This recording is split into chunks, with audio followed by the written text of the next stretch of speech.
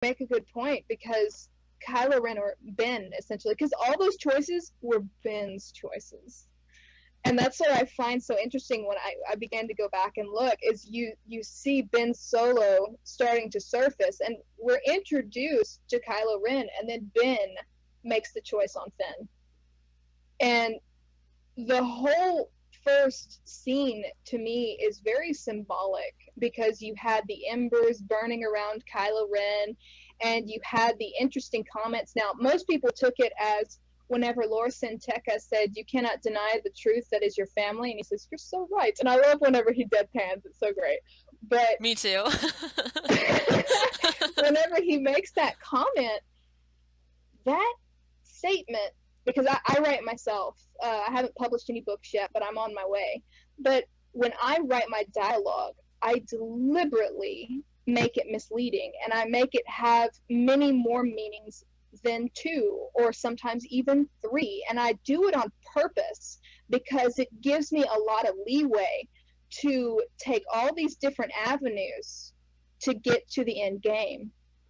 And the statement that he makes, "You cannot deny the truth that is your family," that could honestly be interpreted different than meaning Vader.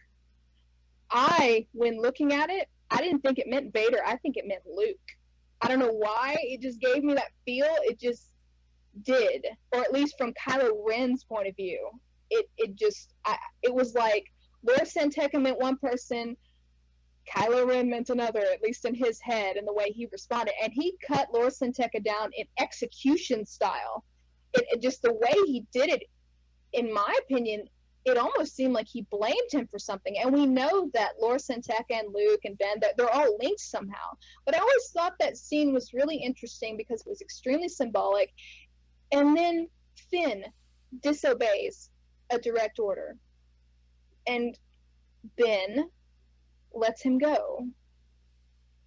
And he looks at him for a long time, and the way he does it, I love the way that Kylo Ren lopes around. But he's just like this predator, just broad shoulders, moving around everything. Oh my gosh, yeah, He he turns to does. Finn. Yeah.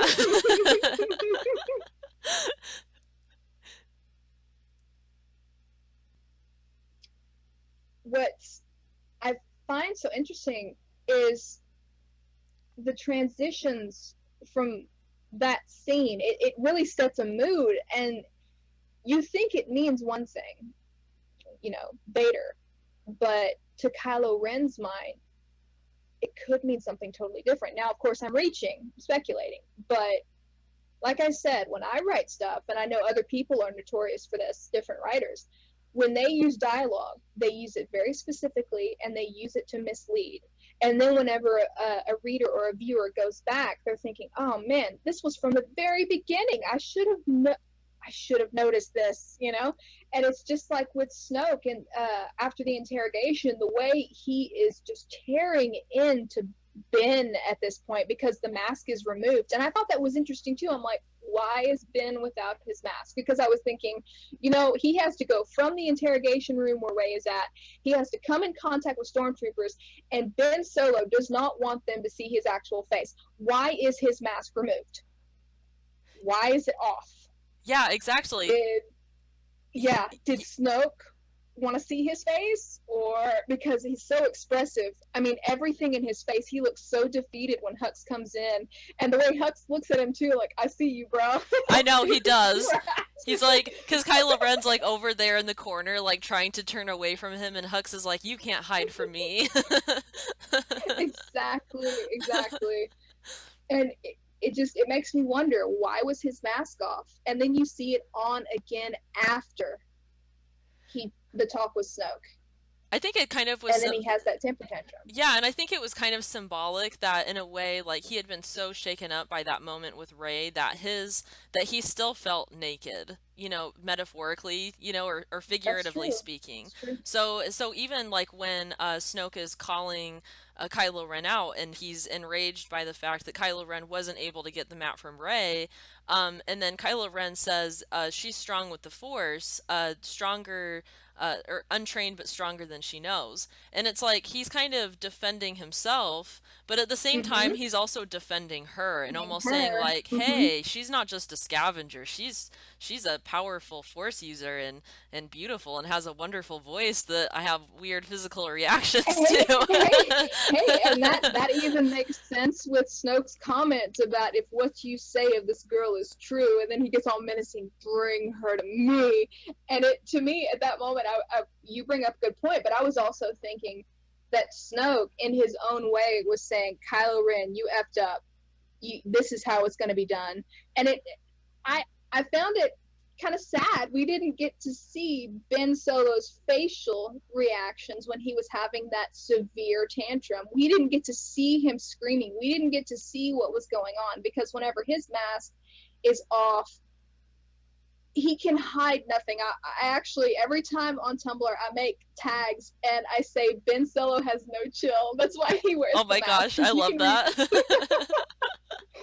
you can read, yeah, I mean, you could read every little nuance on his face. He can hide nothing. And then, especially when it comes to Rey, his whole face, every little tiny nuance, like the way his lips will sometimes twitch. And you know, the actor was doing it on purpose and he was told to, because Ben Solo's face is not one that is a mask. He is a person who is actually handicapped by the fact that he is an emotional person, that he has passion, and that he has an expressive face. He has intense, expressive eyes, and he cannot hide that. And that probably is a part of the reason why he wears the mask, because he does do things that go totally against what most Darksiders do.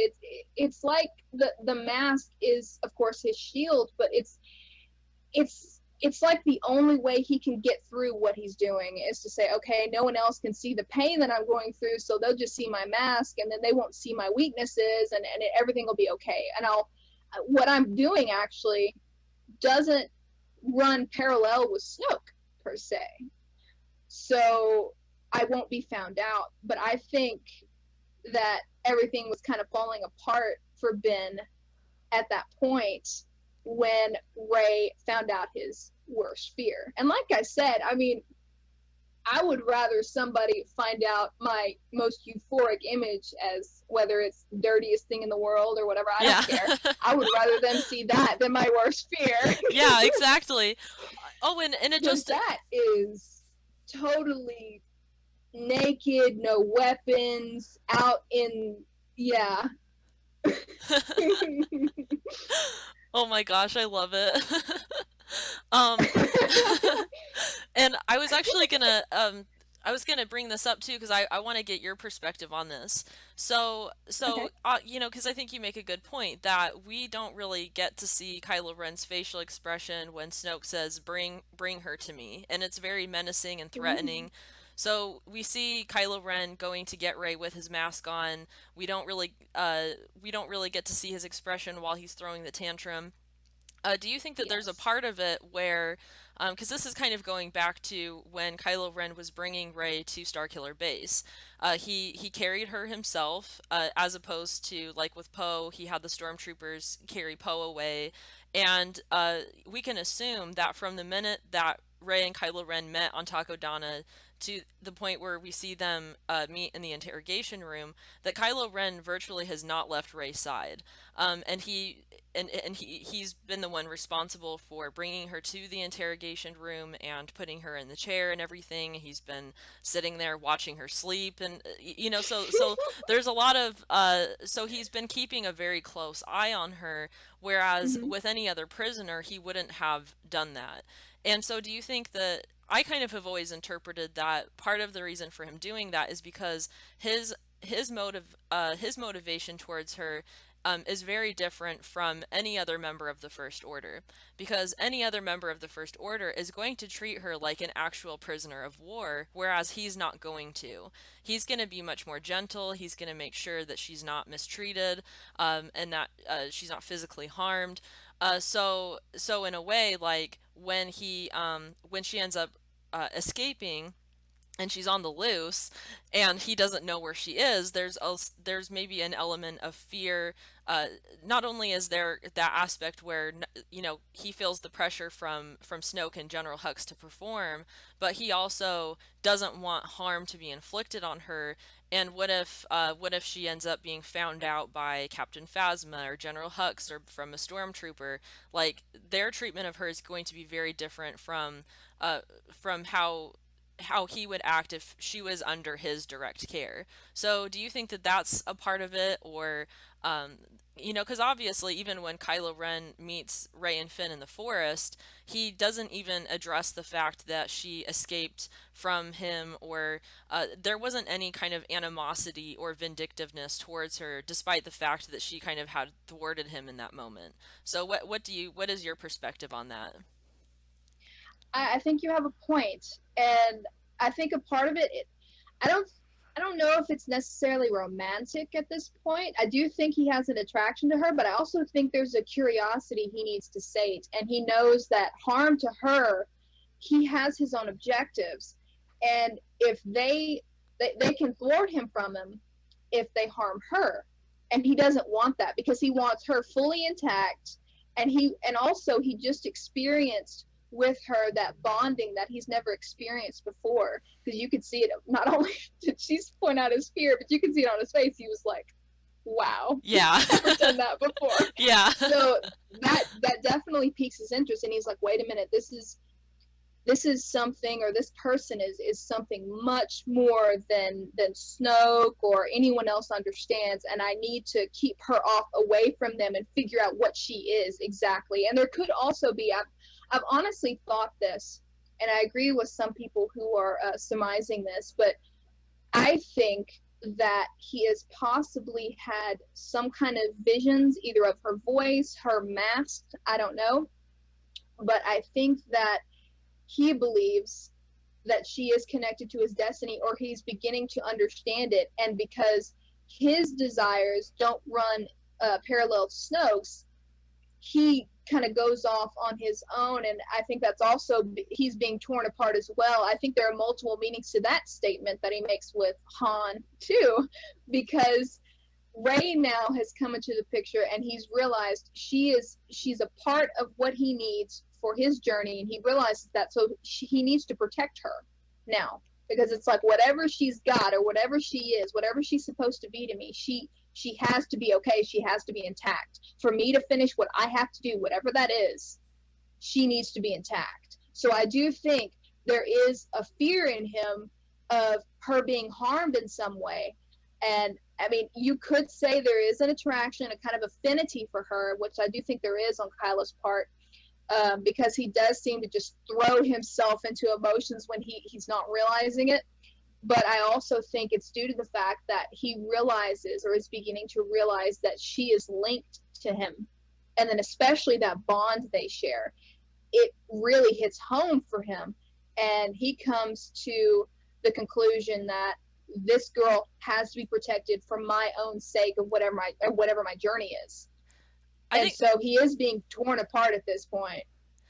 Yeah, and I think that that's a really good I think that that's a really good point that you made about him at this point. Like, I think he does have an affinity and a curiosity, uh, but but his protectiveness of her isn't linked to maybe a full blown romance. So I think what's going to be interesting with the Last Jedi is that as their relationship continues to grow, and like a romance will blossom, or his feelings for her continue to grow, will that protectiveness become um, will that protectiveness kind of shift and morph and become fiercer, or will it become more selfless? So it's interesting to maybe see like how his behavior towards her will continue to develop throughout the next movie. I think it is going to develop into more of a romantic kind of fierceness, wanting to protect her. But I, at this point, I think it's more that he's curious, or at least he has come to the conclusion that this girl in some way is linked to my destiny. And yes, I have an affinity for her, But that's not the only reason that I'm protecting her. I mean, it's because I have a destiny to fulfill. Yeah, Which is how all stories typically go. completely agree um that his motivation is definitely also linked with his goals towards fulfilling his destiny, which it talks a lot about on his databank profile. Um, as far as The Last Jedi, I was watching, I think it's the Star Wars Connection, and they came up with something that was very interesting in one of their podcasts, and I would love to see it. I don't know if we are, but if Kylo Ren is stranded and Luke is very reluctant to teach Rey, that kind of falls to Kylo Ren, teaching her a little bit, possibly saber dueling or the more aggressive part of her training. I would find that very interesting. And Luke is supposed to be this kind of angry father figure kind of thing, because apparently there's supposed to be resentment already a little bit with Luke. And they pointed out something really interesting, and this does tie back into Kylo Ren, is that whenever Rey walks up to Luke with that lightsaber, he actually looks angrily at the lightsaber. And I was thinking to myself, that's actually so perfect, because you see Luke as this very zen character. What happened between him and Ben? And did they open something up with Snoke? Was it like a Pandora's box? Did he come from some far side of the? Because apparently Snoke is 1,000 years old, and Ben has been suffering from him since he was in the womb. I think is what people have been reading in the actual canon books. So Kylo Ren, I think, further on, when Rey begins to learn the truth about what happens, she's going to be in a very gray area when it comes to Kylo Ren. And Kylo Ren himself, I could definitely see him being more protective of Rey, in that he's beginning to realize that their destinies are far more intertwined than he realized. It's just there's some weird connection. He's like, okay, she's a part of my destiny of me getting to my end game. So yes, all right, she's pretty and I've got affinity for her, and we share a force bond, but she's just a part of my me getting to my destiny right now. And I could see that shifting in The Last Jedi if the rumors are true and that he is stranded on Ahch-To, which I actually kind of would hope for, because that's, to me, it would be an interesting twist, because you would have the other storylines fast paced and then they're slower, but you get to see so much of Kylo Ren's development, because they say that they're going to show his humanity and you're going to get to see it, which is really good, because I mean, in The Force Awakens, unless you're looking, you don't see it, and they make it very deliberate, because I think they took out a scene too of him going on to the Millennium Falcon, and he says Han Solo, and you know what? That's the only name he ever uses. If you watch in The Force Awakens, he does not use anyone else's name. And the reason he uses Han Solo's name and doesn't call him anything else is it shows a connection, but it also shows a resentment. He's doing it as a kind of slap in the face, especially whenever he calls Han Solo by his name. Han Solo, I've been waiting for this for a long time. He's like pushing it back in his father's face, saying, I'm not going to call you father, because everyone else, he only calls him you. Is it true you're just a scavenger? FN2187. I had no idea we had the best, I think he says, best resistance pilot on board. He keeps referring to people other than Hux. He keeps referring to these people by adjectives, not their actual names. Yeah, Or that's really interesting because I've never noticed that before, but it's true. And even with, like you said, with Han Solo, it's like there is a connection there, but he's being extremely formal in the way that he's, because it's not even just Han, it's Han Solo. He's using his full yes, name because he's emphasizing the fact that there's that distance between them, even though he still feels that draw towards his parents and towards the light, which he really resents. But I completely agree that I would love to see, because I've been trying to kind of stay away from some of the leaks and spoilers, but having a Star Wars blog and you know, uh, making kind of these types of videos, it's a little bit unavoidable to some extent for me to hear some information about The Last Mhm. Jedi, or kind of what people have predicted or heard rumors about.